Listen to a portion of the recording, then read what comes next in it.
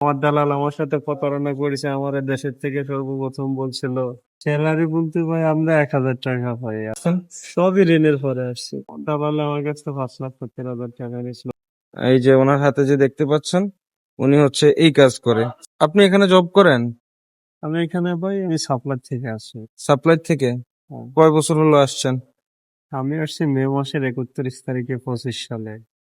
আচ্ছা, কেমন এখানে স্যালারি কেমন? স্যালারি বলতে ভাই আমরা 1,000 টাকা পাই। আর সাপ্লাই মনে করেন যে আলবাসামির থেকে কয় টাকা কিরকম নেয় তা তো আমরা জানি না। আপনি এখান থেকে 1,000 টাকা স্যালারি পান, তো খাওয়া কত যায় আপনার? 150 টাকা। 150 খরচ হয়? 200 টাকায় মনে করেন যে আসতে কত টাকা খরচ হয়েছে? দালাল আমার কাছে 5,70,000 টাকা নিয়েছিল অরিজিনাল কোম্পানির কাছে। 5,70,000 টাকায় উনি আসছে এই যে এখানে আহ সাফ সাফাই বা নাদাফার কাজ করে এখানে। কেমন কাজ, আপনি এনজয় করেন এই কাজ? কাজ এখন মনে করেন ইনশাল্লাহ ভালো, সমস্যা নেই। আচ্ছা, মুদির কেমন এখানকার? মুদির ইনশাল্লাহ ভালো করলো, মনে করেন যে যত মুদির আছে স্টাফ সকল ইনশাল্লাহ বিরোধী। সবাই ভালো, আচরণ ভালো করে আপনার সাথে? আচ্ছা, বেতন একটু কম হলেও আপনি শান্তি?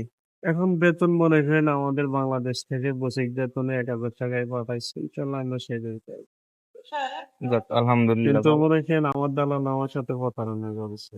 আমার দালাল আমার সাথে প্রতারণা করেছে। আমার দেশের থেকে সর্বপ্রথম বলছিল যে তোমার রেস্টুরেন্ট বা কফি শপের কাজ দেবো, অরিজিনাল কোম্পানি দেবো, হুম হুম। পাসপোর্টের 3 মাসের মেয়াদ দেয়, আর 1 বছরের আকামাদের মধ্যে 15 মাসের আকামা দেবো, 1,700 টাকা বেতন দেবো। এই কথা বলে টলে 5,70,000 টাকা দেয়। কিন্তু এখন আসার পরে থেকে দালাল আমার ফোন রিসিভ করে না, আমার সাথে কোনো যোগাযোগ করে না। টোটাল ভেলায় 2 মাস 18 দিন বসে থাকার পরে তারপর আপনার মনে করেন এই কাজটা করে।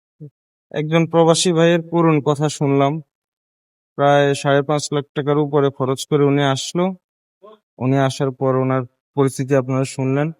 এখন এখানে উনি যেভাবেই আসেন, যেভাবেই থাকেন, মেনে নিতে হবে আপনার, তাই না? দেশের বাড়ি কোথায় আপনার? মাগুরার সদরে।